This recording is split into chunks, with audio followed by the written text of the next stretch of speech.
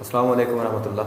My name is Mohammad हारून। बेटा हमने start किया था जो फाइलम हमारा निमाटोडा है उसका फ़र्स्ट पार्ट हमने ऑलरेडी जो है वो अपलोड कर दिया था। आज सेकंड वन जो पार्ट है उसमें जो फर्दर फीचर्स रह गए हैं, जो फर्दर करैक्टरिस्टिक रह गए हैं उनको हमने डिस्कस करना है और साथ साथ जो एग्जांपल्स हमारे टेक्स्ट बुक का हिस्सा हैं उनको भी साथ साथ हम कवर अप करेंगे। ठीक है बेटा, तो वन बाई वन जितने फीचर्स हमारे रह गए हैं उनको हम साथ साथ डिस्कस करते हैं। लास्ट लेक्चर में जो हमने डिस्कस किया था वो डाइजेस्टिव सिस्टम था और मैंने वहाँ पर आपको समझाया था कि वहाँ डाइजेस्टिव सिस्टम ट्यूब लाइक है। ठीक है, उसकी एक सिंगल ओपनिंग है, टू ओपनिंग्स हैं।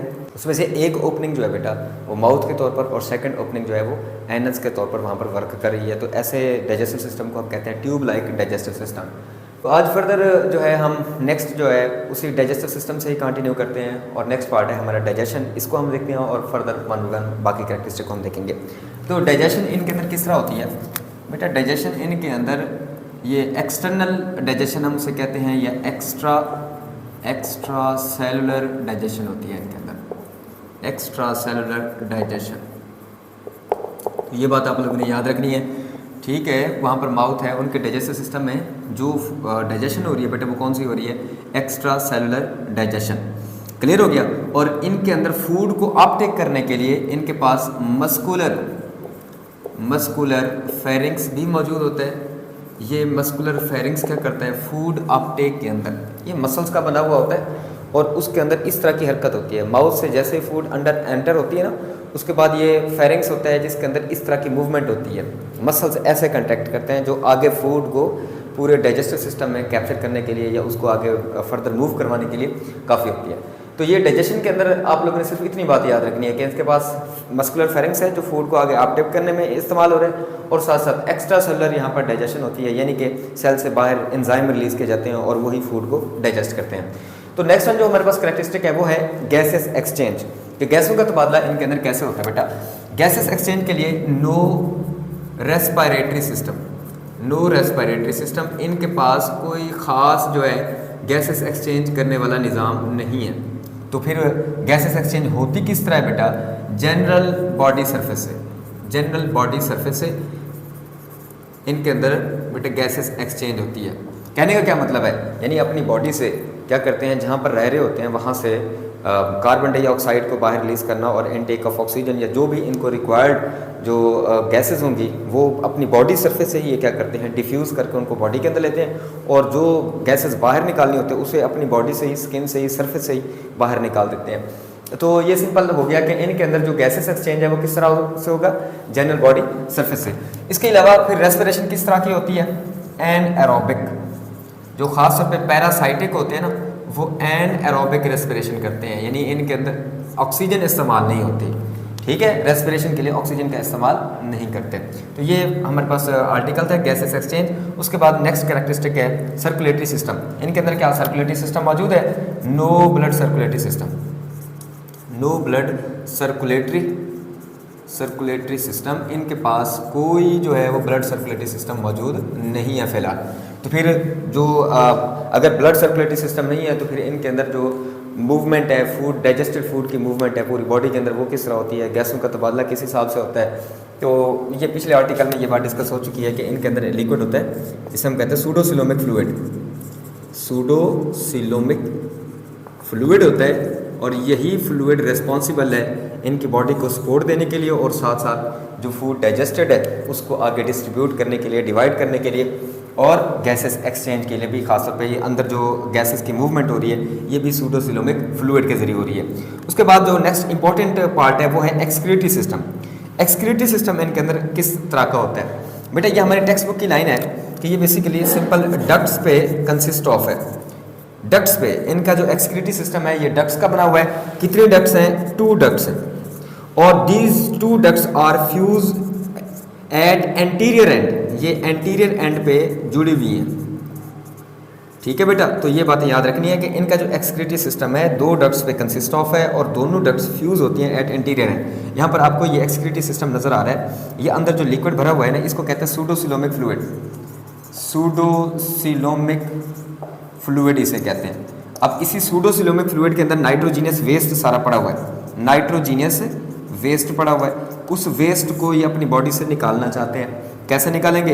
इनका एक्सक्रीटरी सिस्टम, दो डक्ट्स, ये देखें आपको ये दो डक्ट्स पैरेलल नज़र आ रही हैं और एंटीरियर एंड जो माउथ वाला पार्ट होता है उसको एंटीरियर एंड कहते हैं, ये जुड़ी हुई हैं। ठीक है, ये एक्सक्रीटरी सिस्टम पे कंसिस्ट ऑफ होता है और एक्सक्रीटरी सिस्टम से एक डक्ट बाहर की तरफ इनकी बॉडी से बाहर निकल रही होती है। यहाँ उसको लार्ज करके वैसे मैंने बना दिया, लेकिन इनकी बॉडी सरफेस के ऊपर ये एक छोटा सा होल होता है, सुराख होता है, उसके जरिए बाहर निकल रही होती है और इस डक्ट्स को हम कहते हैं एक्सक्रीटोपोर।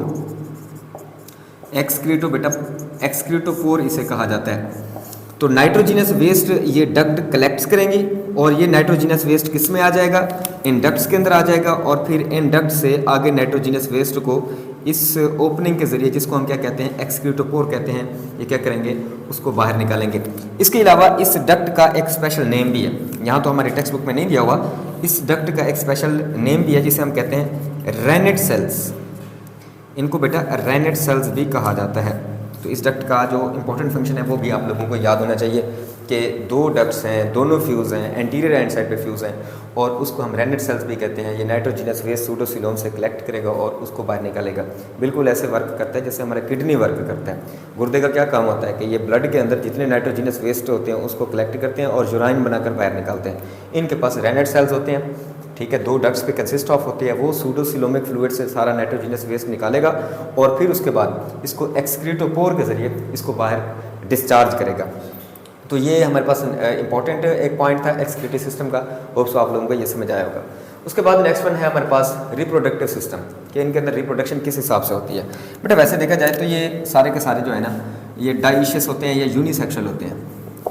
यूनिसेक्सुअल होते हैं, यूनिसेक्सुअल, हार्मेफ्रोडाइट नहीं है, दोनों सेक्सेस एक जानदार के अंदर मौजूद नहीं है। ज़्यादातर ये क्या होते हैं, यूनिसेक्सुअल होते हैं। क्लियर? और अगर मेल और फीमेल का कंपैरिजन किया जाए तो मेल क्या होते हैं बेटा, शॉर्ट होते हैं साइज़ के, साइज़ इनका कम होता है। पर मेल जो है वो स्पर्म बनाएंगे, ये स्पर्म बनाएंगे और इसके अलावा जो फीमेल्स हैं, फीमेल ये क्या बनाएंगी बेटा, एग्स वगैरह बनाएंगी और इनकी फर्दर क्या होगी, फर्टिलाइजेशन होगी और डिस्चार्ज जो है वो एग रिलीज़ किए जाएंगे, जाइगोट बनेगा। अगर हम बात करें डेवलपमेंट की तो इनके अंदर डेवलपमेंट डायरेक्ट और इनडायरेक्ट हो सकती है, डायरेक्ट और इनडायरेक्ट डेवलपमेंट। क्लियर? कि बाद दफ़ा जाइगोट से आगे फर्दर अडल्ट बन जाते हैं, ठीक है, वहाँ लार्वल स्टेजेस नहीं आती और ऐसी डेवलपमेंट को हम कहते हैं डायरेक्ट डेवलपमेंट। और अगर लार्वा स्टेज आ रही है तो फिर ऐसे डेवलपमेंट को बेटा हम क्या कहेंगे, इनडायरेक्ट। इनके कुछ मेंबर्स ऐसे हैं कि जिनके अंदर लार्वा नहीं बनते तो इसलिए उनको हम कहते हैं डायरेक्ट डेवलपमेंट है, और कुछ इनके पैरासाइटिक वर्म्स ऐसे हैं जिनके अंदर लार्वा बनते हैं और इसके लिए हम कहते हैं उनके अंदर डेवलपमेंट क्या है बेटा, इनडायरेक्ट डेवलपमेंट है। बस इतना आप लोगों ने याद रखना है। इसके अलावा स्पर्म और एग की फर्टिलाइजेशन है वो कैसे होती है, इनके अंदर बेटा फर्टिलाइजेशन इंटरनल फर्टिलाइजेशन होती है, इंटरनल फर्टिलाइजेशन।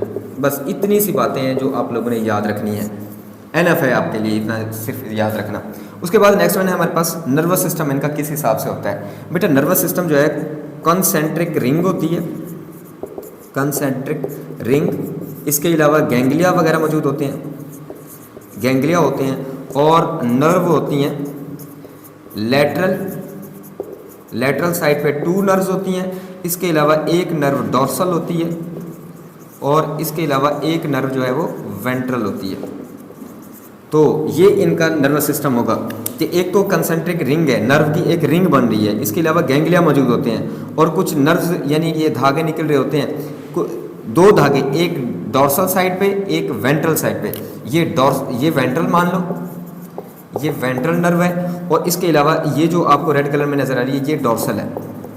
लेटरल हम यहाँ पर इस व्यू में 3D डायमेंशन में आप देख सकते हैं कि साइडों से देखो ऐसे है ना, जैसे हमारे पास ये बोर्ड मार्कर है तो 2 साइडों से है नर्व्स जिनको हम लेटरल नर्व्स कहते हैं और एक ये डॉर्सल सरफेस से और एक वेंट्रल साइड से मौजूद होती है। तो ये इनके अंदर नर्वस सिस्टम कॉन्सेंट्रिक रिंग भी बना रहा होता है और ये रिंग कहाँ बनती है, जहाँ इसका ये मस्कुलर फेरिंग्स है ना, तो ये मस्कुलर फेरिंग्स के अराउंड एक रिंग होती है नर्व की, जिसको हम क्या कहते हैं, कॉन्सेंट्रिक रिंग कहते हैं। ये इनका सिंपल नर्वस सिस्टम है। इसके अलावा सेंसरी सिस्टम, सेंसरी पेपिलाई भी होते हैं इनके पास, कुछ सेंसरी स्ट्रक्चर्स हैं बेटा। एक को हम कहते हैं पेपिलाई, पेपिला, और इसके अलावा एम्फिड्स होते हैं और साथ साथ फेजमेट्स होते हैं, फेजमेट्स। ये 3 सेंसरी स्ट्रक्चर्स हैं जो माउथ रीजन के अंदर मौजूद होती हैं और इनका काम, फेजमेट जो है वो लोअर साइड पे मौजूद होते हैं, यहाँ पर बैक साइड पे ना, लोअर साइड पे यहाँ कुछ सेंसरी सेल्स मौजूद होते हैं जिनको हम क्या कहते हैं, फेजमिड्स कहते हैं। इसके अलावा माउथ वाले रीजन के अंदर पेपिलाई भी मौजूद होते हैं और इसके अलावा हमारे पास एम्फिड्स भी मौजूद होते हैं। इनका काम क्या होता है, इनके अंदर टच रिसेप्टर होते हैं, कीमो रिसेप्टर होते हैं, जो खास किस्म के केमिकल्स को डिटेक्ट करने के लिए और इसके अलावा टच को फील करने के लिए ये रिसेप्टर यहाँ पर काम कर रहे होते हैं और इनका कनेक्शन आगे फर्दर नर्वस सिस्टम के साथ होता है। तो ये इनका सिंपल एक नर्वस सिस्टम था। उसके बाद यहाँ तक जितनी फर्दर कैरेक्टरिस्टिक थी उनको वन बाय वन हमने डिस्कस कर लिया।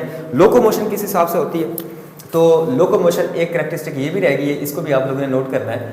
लोकोमोशन बेटा यहाँ पर मसल्स होते हैं, आपको पता है कि लॉन्गिट्यूडनल मसल्स होते हैं, हमने लास्ट लेक्चर में डिस्कस किया है। और इसके अलावा जो इनका स्केलेटन है हाइड्रोस्टैटिक स्केलेटन, हाइड्रोस्टैटिक स्केलेटन, ये मिलकर इसको सपोर्ट कर रहे होते हैं और इनके अंदर मूवमेंट का सबब बन रहे होते हैं।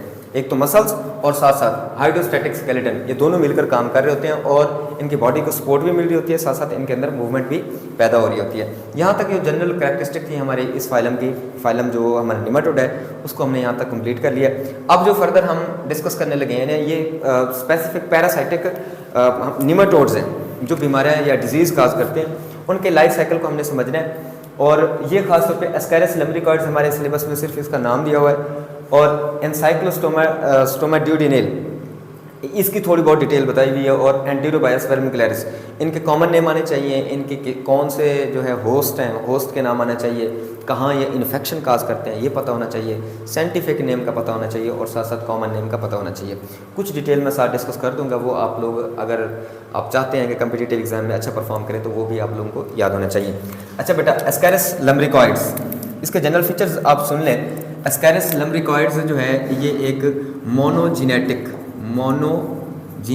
पैरासाइट है, मोनोजीनेटिक पैरासाइट है, ठीक है। ऐसे पैरासाइट जो एक होस्ट पर अपना लाइफ साइकिल गुजारें, ऐसे पैरासाइट को क्या कहते हैं, मोनोजीनेटिक पैरासाइट कहा जाता है। तो एस्केरिस लम्ब्रिकॉइड्स क्या है बेटा, मोनोजीनेटिक पैरासाइट है, ये एक होस्ट के अंदर अपना लाइफ साइकिल गुजारता है और उस होस्ट का नाम है ह्यूमन, यानी कि ये ह्यूमन के अंदर अपना लाइफ साइकिल कंप्लीट करता है। ह्यूमन को ये क्या करेगा बेटा, इन्फेक्ट करेगा और इसमें जो ह्यूमन के अंदर वो डिजीज़ काज करता है उसको हम कहते हैं एस्कैरियासिस, एस्कैरियासिस ये डिजीज़ काज करता है। अच्छा, कहाँ ये डिजीज़ काज होती है बेटा, ये हमारे ख़ास तौर पे स्मॉल इंटेस्टाइन को इन्फेक्ट करता है। स्मॉल इंटेस्टाइन को बेटा ये क्या करेगा, इन्फेक्ट करेगा और उस इन्फेक्शन के बाद हमारे अंदर एनीमिया हो सकता है, एनीमिया, ठीक है, ब्लड डेफिशिएंसी हो सकती है, ब्लड की कमी हो सकती है, इसके अलावा इंसोम्निया हो सकता है, नींद की कमी है और साथ साथ जो है हम कह सकते हैं हमारा जो इंटेस्टाइनल फंक्शन है, इंटेस्टाइनल फंक्शन, इंटेस्टाइन जो हमारी काम कर रही है स्मॉल इंटेस्टाइन, ये भी क्या हो सकता है, रिटार्ड, ये भी ख़त्म हो सकता है। इज इट क्लियर बेटा? तो आप लोगों ने याद रखना है ये हमारी इंटेस्टाइन को इन्फेक्ट करता है, ये आपने सिर्फ ऑब्जेक्टिव के लिए इसको याद रखना है। इसके अलावा एस्केरिस लम्ब्रिकॉइड्स के अंदर जो 3 टाइम मोल्टिंग होती है, इनके अंदर भी लार्वा बनते हैं। इनके अंदर क्या होगी बेटा, 3 टाइम मोल्टिंग होगी और इनके अंदर 4 लार्वल स्टेजेस आती हैं, 4 लार्वल स्टेजेस आती हैं। हमारी बॉडी तक एस्केरिस लम्ब्रिकॉइड्स कैसे पहुंचता है, ये फूड के ज़रिए, कंटेमिनेटेड फूड के ज़रिए या इवन के फीसेस के थ्रू भी हमारी बॉडी के अंदर ये एंटर हो सकता है। तो वन बाय वन इसको सुन लें। हमारी स्मॉल इंटेस्टाइन से फर्टिलाइज एग रिलीज होंगे, लार्वा बनेंगे और फर्टिलाइज एग जब रिलीज होंगे फीसेस के थ्रू रिलीज होंगे, ये सॉइल में जाएगा, सॉइल में अपनी फर्स्ट टाइम मोल्टिंग करेगा, सेकंड लार्वा बनाएगा, फिर वो वहीं पर कई साल तक, 5-5, 6-6 साल, 10-10, 12-12 साल तक ये वहाँ पर रह सकते हैं, ठीक हो गया। फिर उसके बाद किसी कंटेमिनेटेड फूड के थ्रू हमारी बॉडी में दोबारा ये एंटर होंगे, इनके लार्वा एंटर होंगे, वो एंटर होने के बाद स्मॉल इंटेस्टाइन में जाएंगे, स्मॉल इंटेस्टाइन की विलाई को पंक्चर करते हुए लीवर तक पहुँचेंगे हेपेटिक पोर्टल वेन के ज़रिए, क्लियर, और फिर लीवर से आगे हार्ट के पास, ठीक है, हेपेटिक वेन के ज़रिए हार्ट के पास जाएंगे और हार्ट से आगे फर्दर हमारे कहाँ तक जाएंगे, ये जो पल्मोनरी वेन होती है उसके थ्रू हमारे लंग्स तक पहुँचेंगे और लंग्स की एल्विलाई में जाते हुए वहाँ पर सेकंड मोल्टिंग, थर्ड मोल्टिंग, यानी 3-4 स्टेजेस से ये लार्वा गुजरते हैं। फिर वहाँ से हमारे जो फेरिंग्स है, आपको पता है फेरिंग्स जो है खुराक और हवा के लिए एक कॉमन पाथवे है, वहाँ से दोबारा ये एंटर हो सकता है हमारे डाइजेस्टिव सिस्टम में। इस तरह ये अपनी क्या करता है, तादाद बढ़ाता रहता है, हमारी इंटेस्टाइन को इन्फेक्ट करता है। तो ये लाइफ साइकिल है एस्केरिस लैम्ब्रिकॉइड्स का। वो हमें ये सारा याद करने की ज़रूरत नहीं है, सिंपल सिर्फ इतना था कि हमारे सिलेबस का इतना ही हिस्सा है कि हमारे स्मॉल इंटेस्टाइन को इन्फेक्ट करता है और इससे एक डिजीज़ काज होती है जिसका नाम है एस्कैरियासिस। और मैंने वैसे उसके आपको जो है वो सिम्टम्स वगैरह बता दिए। इसके अलावा कुछ जनरल इन्फॉर्मेशन आप लोगों ने इसके हवाले से याद रखनी है एस्केरिस लैम्ब्रिकॉइड्स के हवाले से। उसके बाद सेकेंड वन है, इसे एनसाइलोस्टोमा भी पढ़ते हैं, ठीक है, एंकाइलोस्टोमा भी पढ़ते हैं। सबसे बड़ी मिस्टेक ये होती है इसको एनसाइक्लोस्टोमा बच्चे पढ़ रहे होते हैं।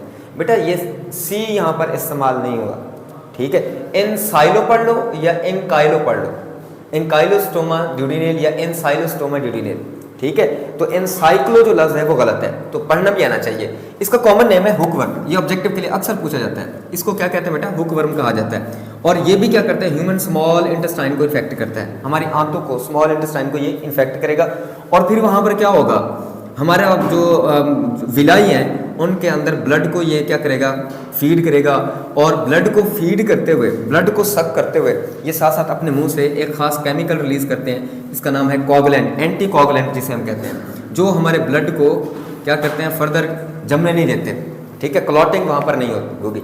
और अगर हमारे ब्लड के अंदर क्लॉटिंग ना हो ना, तो जब ये इन्फेक्शन काज हो जाता है तो ये तो खुद तो चलो वहाँ से वॉश आउट हो जाएंगे, रिमूव हो जाएंगे, लेकिन हमारी खून की नालियाँ फट जाएंगी और हमारी आंतों में सारा ब्लड निकलता रहेगा। और उससे जो सिम्टम्स, अलामात होती हैं बीमारी की बेटा, वो हैं एनीमिया, खून की कमी हो सकती है। अच्छा, मेंटल और फिजिकल जो ग्रोथ है वो भी रिटार्ड हो सकती है।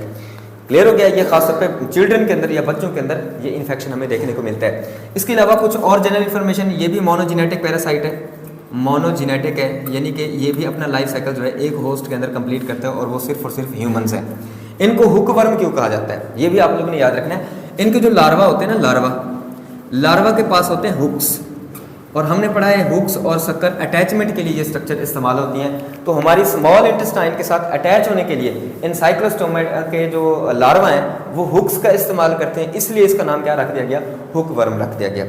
क्लियर हो गया बेटा? तो ये था एनसाइक्लोस्टोमा या एनसाइलोस्टोमा या एंकाइलोस्टोमा ड्यूडिनेल। उसके बाद नेक्स्ट वन जो हमारे पास पैरासाइट है एंटेरोबायस वर्मिकुलरिस, एंटेरोबायस वर्मिकुलरिस, इसका एक कॉमन नेम है पिनवर्म।